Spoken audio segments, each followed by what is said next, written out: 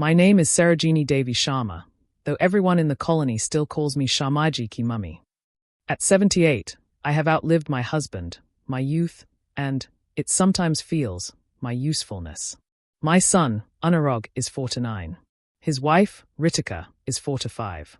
They live in the same 3-bedroom flat in Greater Kailash 2 that I bought with the money I saved rupee by rupee from the tuition classes I gave for 37 years. The flat is in my name. The electricity bill, the maintenance, the property tax, everything still comes to Sarojini Devi Sharma. They know this. They simply pretend they don't. It started small. Ma, the society is asking for owner's signature. Just sign here. We'll handle everything. Ma, the bank needs a nominee update. Put my name. It's only practical. Ma, you're not going to live forever. Let's keep things simple for us later.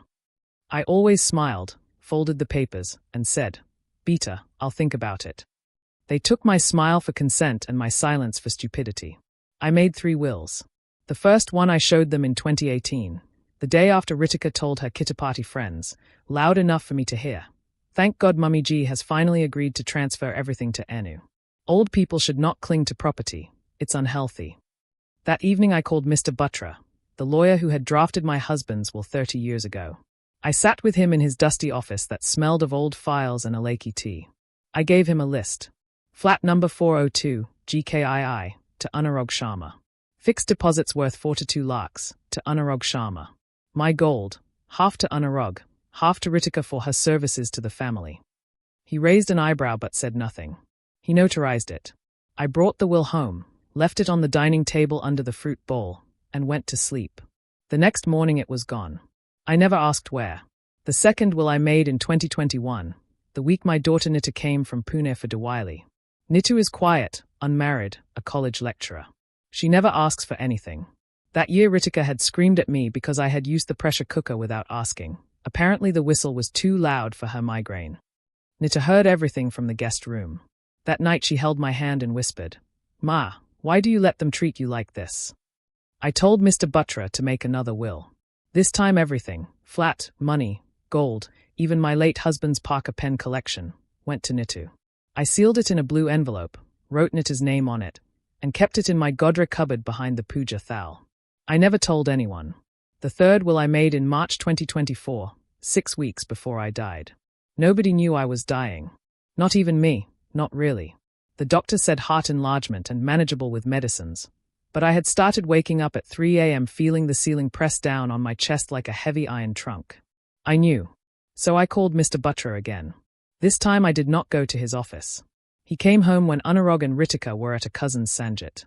I made him sit on the same plastic chair where I folded clothes every morning. I gave him a cup of adrak chai and a steel tiffin of Basan laddu. Then I gave him the list.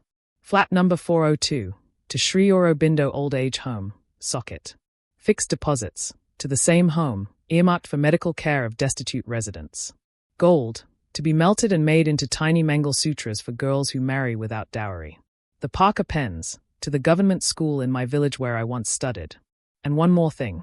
I gave him a 10-page letter in my own handwriting, every insult, every taunt, every time they called me liability, extra luggage, emotional burden. I dated each entry like a diary.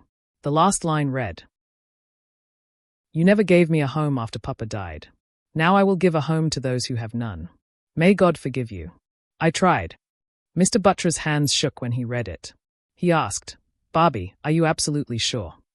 I said, I have never been more sure of anything since the day I named my children.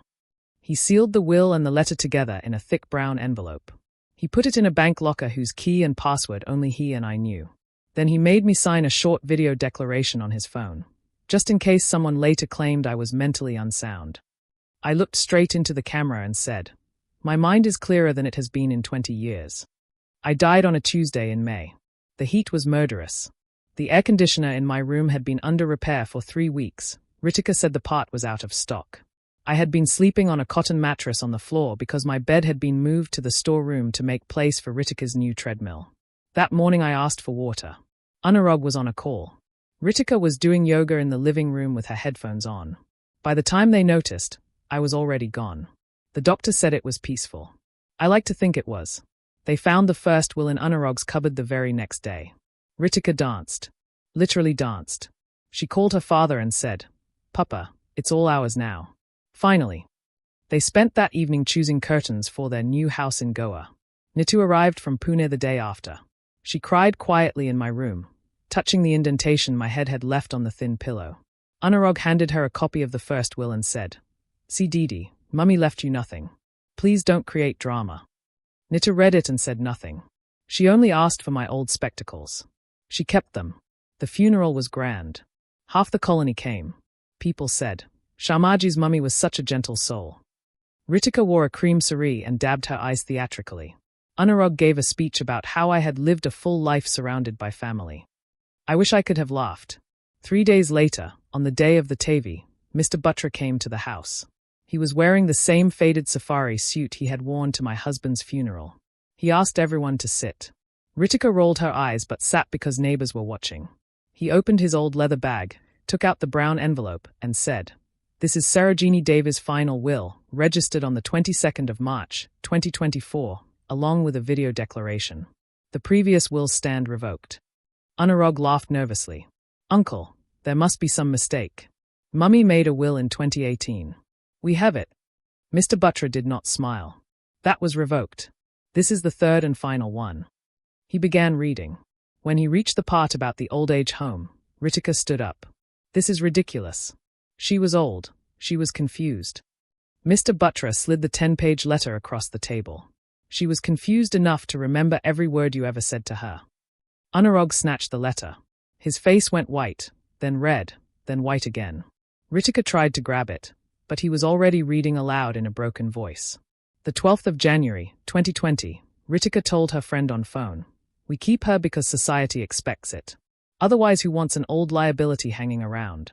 The 3rd of April, 2022, Anurag said, "Ma, stop acting like you own this place.